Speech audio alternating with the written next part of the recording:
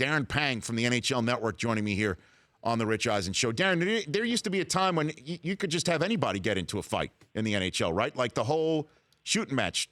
Was there ever a time where people would come off the bench and there'd be like 15 men on the ice? Darren, that ever happen? Rich, you know what? I'm the only smart guy in the bunch at 5'4.5" and 135 pounds. I'm not fighting too many guys out there. Right. I'm sure you'd stay put. But just in terms of the way things used to be in hockey, did it ever was it used? Oh, for sure. Yeah. You know what? We had bench clearing brawls. They weren't the norm, though. Mm-hmm. It's silly to go back and say, oh, that happened all the time.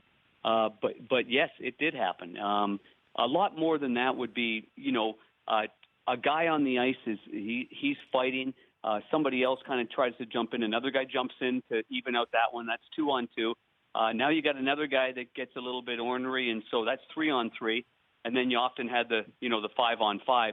Or in the case of the Colorado Avalanche, Detroit Red Wings, back-to-back years, 97 and 98, you had Patrick Waugh fighting Mike Vernon first. And then the next year, when there was the same type of brawl, all stemming from some animosity between those two teams, then you had Chris Osgood scrapping with Patrick Waugh. So, I mean, that wasn't that long ago, but I think it's an aberration now. It is it's something that's kept out of the game. Well, that's why I just figured I'd bring that up since that's the conversation in baseball as to what happened with Bryce Harper the other day, and I just thought that baseball should put in a rule like what hockey and the NBA has, which is like no extra men are involved in that thing. And I figured I'd bring it up to you. Yeah. But so you never got involved in a scrap ever, Darren? Not even once? You know what? Richie, I had to jump in if another goaltender. I remember one time New Jersey and Chicago in the old stadium, and Sean Burke was maybe in his first or second year playing for New Jersey. Nice. And he had to come all the way down the ice and join some scrap.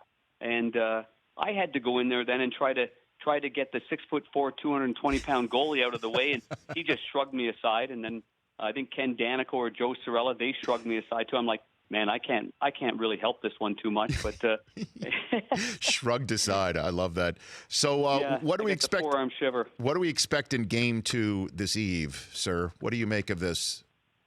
Yeah, Rich, I think Game 1 was such an eye-opener for many, maybe East Conference fans that don't know what Nashville's all about. You know that I'm based in the West. I do work for the Fox Sports Midwest, and I cover the Blues for about 75 games a year. The Central Division is the one I know the most. I have for since I started my broadcasting career. Nashville doesn't go away. They are a well-coached group.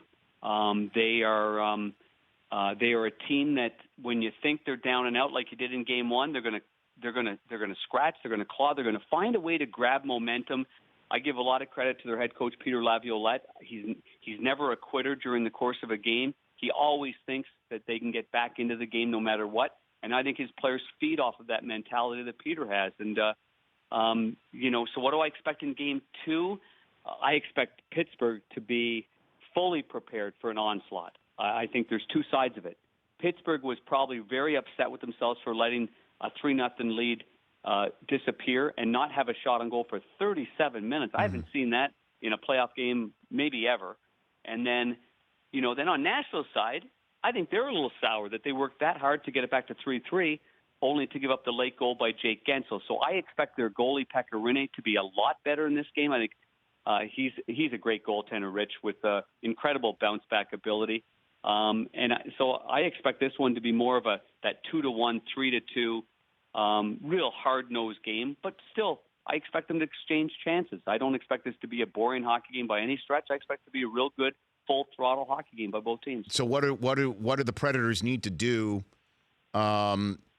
based on you saying that the Penguins will expect something else from them or something a little extra? What's the Predators' adjustment, do you think, Darren? Well, for me, the Predators have to use their strengths, and that is getting the puck into the offensive zone on the forecheck. The defensemen of the Nashville Predators are as advertised. I mean, PK Subban scores the first goal of the game, and if not for that skate being an inch and a half off the ice, that first goal of the game is incredibly important. Especially when you consider that Pittsburgh have been front runners throughout this playoff. When they score first, when they lead after two, that's when their record is incredible. When Pittsburgh's trailing after two periods of play, Rich, they've only won one game in the playoffs so far. So they're not like Nashville or they're not like Ottawa where they'll scrap and claw their way back into it. So for me, for Nashville, setting the tone from the defensemen, moving the puck up the ice, getting into the offensive zone and pounding away as much as possible at the D of Pittsburgh without Chris Letang and with a battered group, including Justin Schultz. It's not like they get the puck crisply out of their own zone. But every time I think of that and say that, somehow teams aren't able to do that. So, but that would be my mindset. If I were the Nashville Predators, I would go at them even harder, kind of a punch them in the nose mentality early on in the hockey game and see what they've got. And then I guess the last bit of drama, Darren Pang, is if somebody's going to throw a catfish on the ice tonight. What do you think? Yes or no? If somebody can get a catfish on the ice, Rich, I think you and I should take them out for a full-fledged meal in New York City because that would be fantastic. Just getting the catfish into the arena would be an undertaking. Well, I think Jack Bauer and CSI Pittsburgh are going to be all over the concourse checking for catfish in someone's underwear, of all the things. I don't think there's such a thing as a catfish detector, but we'll check it out. Darren, thanks for the call. Appreciate it. We'll chat down the line, okay? Appreciate it. Sounds good, Rich. Enjoy the game. You got it. At Panger40, Darren Pang. The Rich Eisen Show. Weekdays at noon Eastern on radio stations across the country and audience. If you like that video, be sure to download our app. Don't have any memory on your phone? Let's start to delete some of those slow-mo videos you have. And you know which ones I'm talking about.